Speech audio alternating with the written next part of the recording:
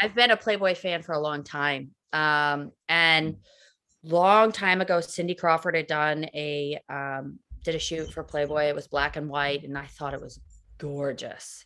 And love Kate Moss. And I came from the modeling world.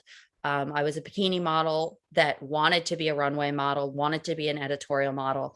So when it came time to do Playboy, I picked out everything. I picked out my shoes. I picked out belts that I wore. I picked out the style.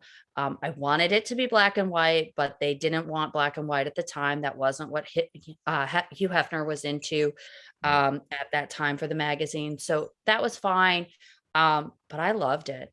It was an incredible experience. I never felt like, oh, I shouldn't be doing this. This is too sexy, blah, blah, blah. I didn't feel like that. I'm an actor. I play different roles. I've been the pregnant champ. I've been the sexy one. I've been the ditz. I've been the boss lady. I enjoy all of those roles. I was the bitch when I was in Impact. My grandmother used to be like, "Why are you so mean to Allie?"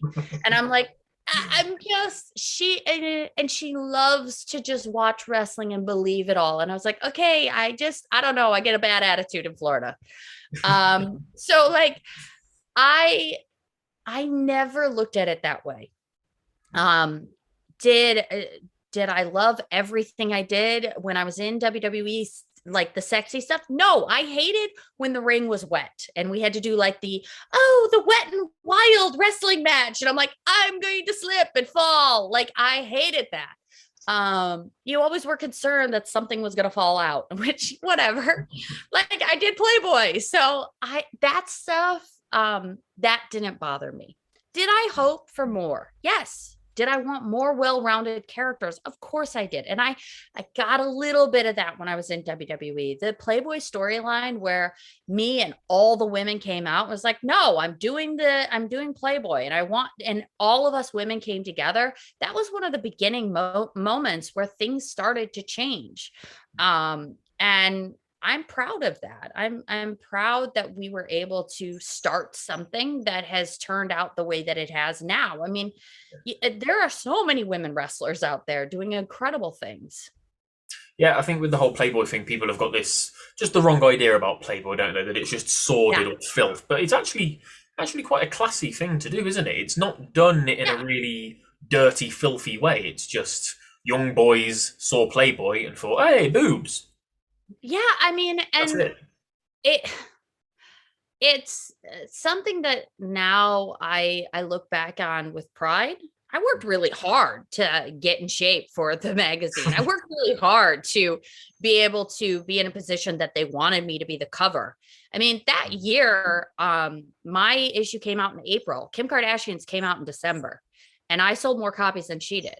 Oh So wow. like, and it was way back when Kim Kardashian was just starting to get steam behind her.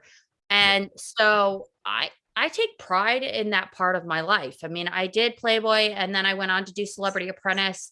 And I did really well on Celebrity Apprentice, made millions of dollars for charity for the Holly Rod Foundation. Like, so I'm really proud of that time in my life. And I feel like I came out on the other end even stronger because I could say, okay, I did that. And now I'm doing the job that I am now.